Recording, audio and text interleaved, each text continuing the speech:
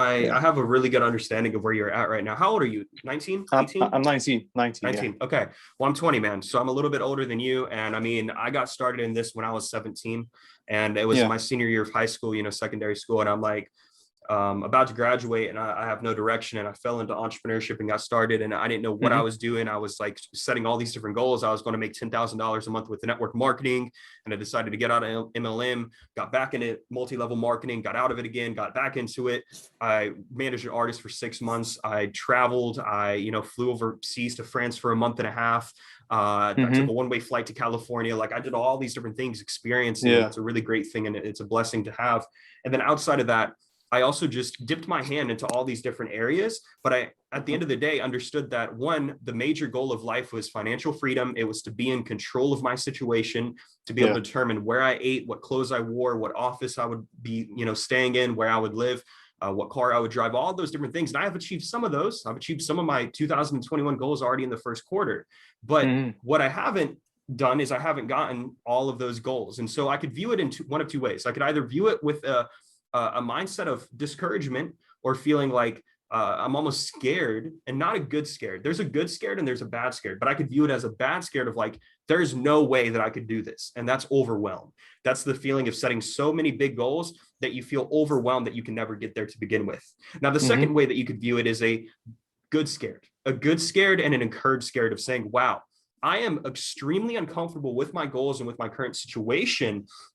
But the difference is, if I'm discouraged about where I'm at right now, that will not put me in an energy of progression. That will not put me in an energy of growth. Or if I was to switch up my perspective, or what you could call a paradigm in my viewpoint, I could say, I'm not there, but the fact that I'm working and pursuing that puts me ahead of everybody else that's competing with me, or wanting to, they're saying all these things, but they're not doing these things. So that'll put me a step ahead of everybody. And then the other thing is, you have to view this, and this time of social media and the ability to build up a brand from the ground up, as a blessing instead of a curse, and a blessing instead of something that is a burden. And I think that perceiving it as a burden can really hold you down. And I'm not saying any of these things in a terms of trying to motivate you, but rather talking you through some of the things that I had to go through in order to really overcome those barriers in my mind. Because there were times Yeah. where this perception of reality that I had for myself, that I created, this vision, was not matching my current situation. And I was like, what can I do to take the next steps to actually close that gap and get there quicker? And then what am I working for? And so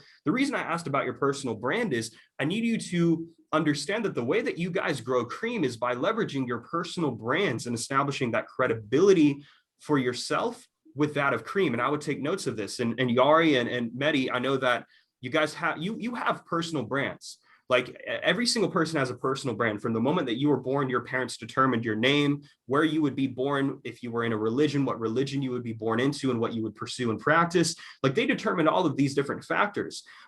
And so it's not something that you're going out of your way to create, but it is something that you're going out of your way to build. And so a good Hmm. way for you to actually get the numbers up with CREEM and establish that credibility is by pursuing your individual passions, while also building up CREEM at the same time, and making it known that you are in association with CREEM. And this is where you're going to have a conversation with the third member of this, the organization, because he needs to do the same things. Because if you three are not on the same page and on the same level, then that means that there's going to be this lapse of Yeah. flow. You have to make sure that your visions are aligned, and that everybody's contributing the same level of work. And now, whenever you start up an LLC, a limited liability corporation in the United States, and I imagine it's probably the same in Belgium or wherever you're at in the world, you have Yeah. to, when there are multiple members. Now, I know that you guys haven't filed paperwork or anything like that yet. You're at a very early stage.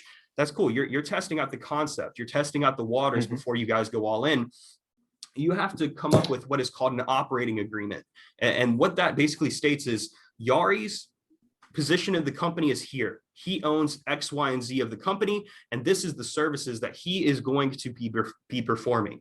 And then the Hmm. next part of the agreement would be, Mehdi has this amount of shares in the company. This is his position or title. This is what he is going to be contributing to the organization. And then the third part would be the third member. And then how Yeah. many shares of the company does he have, and what services is he going to perform, and what is his title at the company? And the purpose of this document is to basically determine, this is what each person is supposed to do. This is to eliminate any confusion of who owns what of the company. This is going to get rid of, spite. This is going to get rid of jealousy. And this is going to allow you all to efficiently and synergetically move forward. And synergy is the state of working together and increasing your power. There's something that is known, you know, like a racehorse, for example, or a workhorse. If you put one horse, the horse can pull so much weight. Then you put a second horse and they can actually pull like double or triple the weight because they're working together. They're able to establish that momentum. And all three of you on the same wavelength or the same frequency and the same energy, you three will be able to progress. And that's a large reason why I brought on people on my team of the company of Mashman Ventures, because I knew that if I brought on people and we all shared the same vision and we created this culture within ourselves as the organization, the brand will be more credible. We'll be able to reach more people. We'll be able to serve more clients and prospects, and we'll be able to have a larger impact. And 5, we'll be able to get to the top quicker because we're working together.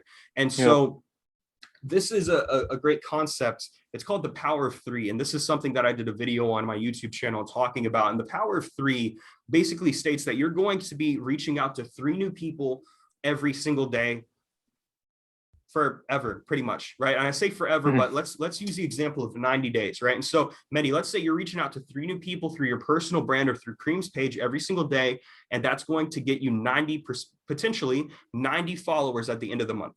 Now, let's say Yari's doing the same thing with his personal brand. That would be an additional 90 followers at the end of the month. So now you're sitting at 180.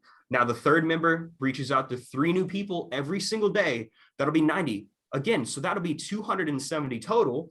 You guys do that for 3 months. You guys now reach, let's see, 540. You guys are reaching 700 plus people, 700 plus people at the end of that 90-day period, right? And that's more than 700% where you guys are at right now. Like, that's a huge leap. But notice that's going to take work from all of you guys. And that's going to take everybody working together and understanding the vision of we are going to eventually, you know, expand our brands into co-working spaces, or we're going to expand our brands and help and offer a charity fund for entrepreneurs or an angel or a venture capital fund. We're going to be building them up. And what this will also mean for you guys is that your personal brands are important, because Yari has JS services. Mehdi, you have your other thing as, you know, your design service.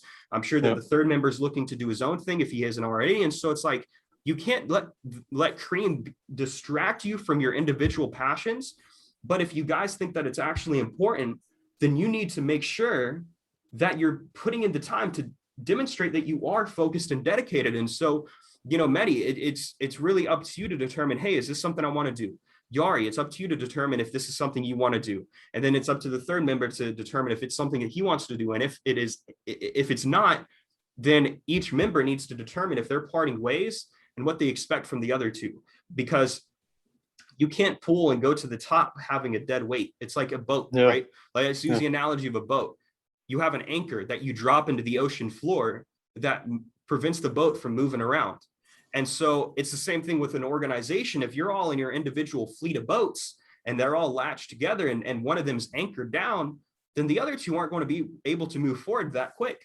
You know, a tire goes out in the car. It's the same thing. You know, you're just going to spin around in circles. And you know, sometimes those conversations are going to be very difficult conversations to be had, but they're important and they're vital. You know, I had to recently let somebody go off of the Mashman Ventures team before we got too deep into it, because I didn't see the visions aligning, and I had to make that call as the founder. Now, you 3 started up CREEM as basically, I would say co-founder. Yeah, all 3 of you were in a term and in a sense co-founders. Co-founders is normally 2 members, but y'all were all cooperating to create this up and contribute to the vision. That's an effect that's called the mastermind effect, right? To where it's like your energies come together. It's spoken about by Napoleon Hill in Think and Grow Rich. And that's going to come, you know, basically have a little bit of complexity. But again, how important is it to you? Because if you were to leverage your personal brands to contribute to CREEM's brand, you're going to have credibility for CREEM in of itself that will also help push you guys forward as well. I named my company after myself to benefit from my credibility. And so it's working hand in hand. And so in this particular case, you guys are going to be able to leverage that. Let's say you get CREEM to 1 million followers and you 3 are the founders. You know how many people are going to be searching for the founders of CREEM at the end of the day? Tons. tons and tons and tons and tons.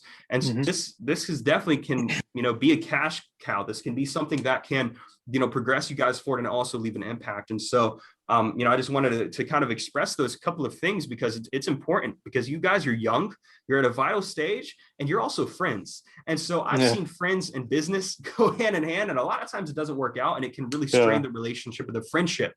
And you're already shaking his head like, yeah, well, I've been there. And so I'm here to prevent you guys from having to go through all of this shit. Like I'm here to help you guys out. And so, Mehdi, that's pretty much all I had to say, man. I mean, I'd love to talk it over if you have anything to add. Yeah, no, I've definitely learned a lot from this call, man. We're definitely going to use the three. What's it called? Power of three. The power of three. Definitely, I'm gonna be looking into that. Really good, really good tips, man. Yeah. Do you have any what's another big problem that you're experiencing right now, maybe with your personal brand, that I could help you solve so you can get back on track with where you need to be? I have no idea, actually. Maybe something that maybe this. A lot of times when obviously it's very vital for a business to connect with clients and to call them and stuff like that. But like the calling aspect of things, I get a lot of anxiety when I have to make a call or when I have to receive a call. And maybe you have something against that could help me potentially. Okay. Yeah. So is it kind of like a fear of public speaking? Is that kind of one of the things you're being faced with? I mean, in real life, I'm pretty much an extrovert. I do a lot of stuff. I talk to everybody. But it's behind the camera that you're having issues. It's behind the camera, and like actually when it matters, to talk to people, then I have kind of an issue. So yeah, have you ever listened to your voice? It's coming from. Have you ever listened to your voice back? Yeah, I have. How do you feel about your own voice? I don't really have a problem with it, to be honest. Okay. Yeah. The reason I ask is certain people that I've talked to, they hate the sound of their voice. They absolutely despise it. And some people are confident in their voice. And so something that I'd expect you to do is have more conversations, man. Like, I know that's not really a complicated answer, but that's the truth. You get better over time. You get better with the practice and experience. I mean, now, if you're feeling unconfident about sales, I would recommend listening to a podcast talking about sales. Jordan Belfort, Way of the Wolf. He has another podcast called Sales School that he published. And now he has this book I have right here called Way of the Wolf. Yeah. Way of the Wolf. Jordan Belfort. He's the real Wolf of Wall Street. You ever seen that movie, Wolf of Wall Street? Yeah, I have. He's the real ass dude. He's real. Yeah. I'd recommend reading this book. Now, I'd also recommend, even studying, I would say, Grant Cardone. Now, Grant Cardone and Jordan Belfort don't really go hand in hand because they have their own individual beef going on. Now, it's pretty funny once you dive into it. But Grant Cardone doesn't know what he's talking about. He's generating $5 million plus every single month off of just one business model. That's Cardone University. Like, he's making some really, really good sales. And so start studying them and just making more phone calls, man. Even if that means that you have to talk to strangers or set up random calls. What you do is you reach out to some of these people and you set up calls to have conversations with them. Now, from my side of things, you're talking just fine. You're talking just fine, but you are also lacking a little bit of professional confidence. Now, I'm not saying that you have to have this confidence of like you're wearing a suit and tie and you're this white collar salesman or this white collar persona. But to give you an example, turn your phone landscape, get a tripod. You can buy a tripod for $20 off of Amazon or go to your local store. Like, I don't know if Amazon delivers in Belgium, but you turn your phone sideways. You invest into maybe a setup. Does this work? Yeah, it works. It does. I've done. Okay, because the last time I had a Zoom meeting, it didn't work like this. But I have no idea where to place my phone. See, I'll just keep it right here. Tripod, man. This is in front of me. Yeah. So it's really simple, man. Set it up. It's going to create. I'm calling in on my laptop right now, but when I didn't have a laptop that I could do Zoom meetings on, you know what I did? I used a tripod, and I would just straight up use that for my phone, which would keep my phone stable. have that professional, presentation. And then as I got a little bit more money, I invested into a lighting setup. I invested into some cover art. Like I invested into, a studio setup that would increase my productivity, which would also make me feel more confident behind camera, because I understand that the level and the standards of what I'm setting and creating for myself match my presentation, because you have this idea of what standards you have. But if your presentation is not matching your standards, then how do you expect to feel comfortable in your own skin or behind the camera or behind the other end of the line? When you're doing calls too, man, are you sitting in pajamas or are you dressed up for the day? This is something that I've noticed. Whenever people are, especially with the whole pandemic, everybody's staying in, you don't have to get on clothes every day, man. You could literally be wearing your pajamas. You need to start dressing up. Like I'm in a full outfit and I don't have any, like I'm wearing jeans, like I got everything set up right now. I don't have to. I could literally put on a hoodie and I don't have to wear jeans and I have my shoes on right now, because it's the feeling of confidence and it's the feeling of I'm about to whoop some ass. Like I'm about to kill these meetings. And so in your case, man, start doing these small practices that are going to be boosting your confidence, and then invest in yourself personally. Buy more books, study more, listen to more podcasts. You could listen to my podcast. I'm about to plug myself. Chase the Vision with Isaac Mashman. Like literally, I'm gonna shoot you a link afterwards, and I'm gonna shoot Yari a link. And you guys both have iPhones, right? So I'm going to expect a review. But I'm just saying, man, I went to Books A Million yesterday, which is a bookstore here, and I just bought another book, How to Win Friends and Influence, people. And I'm going to, start reading that. I'm continuously investing in myself, dude. And it's a long-term journey. It's a long-term perspective. So that's one of the things. It's going to take work, but even if you need to make more phone calls during the day, it'll be worth it. Because I can promise you, man, I wasn't always this guy. There was a time when I was in high school still, and I would run away from the camera. I hated the look of my smile. I hated how I looked. I hated everything, and I would run away. And then I was like, you know what? I'm being a little bitch, and I'm like, I'm not going to be that anymore. And then I kind of just like stepped into this, and I'm continuously working, and that can throw people off sometimes. But that's a long-winded answer to what I would tell you.